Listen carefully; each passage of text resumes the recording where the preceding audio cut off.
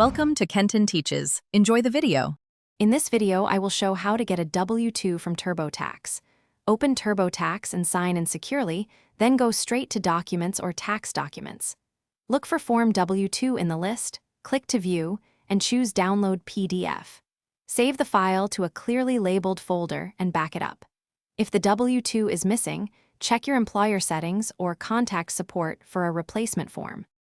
If your W-2 does not appear, stay calm and methodical. Double-check the employer name, address, and your SSN in Turbotax for typos.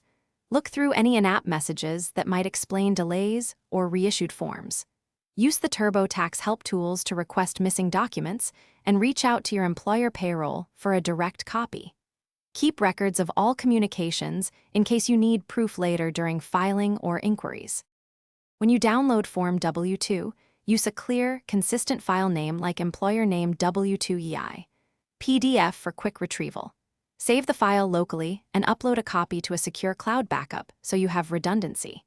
Consider a simple dated log listing the document, download date, and source in case you need it later.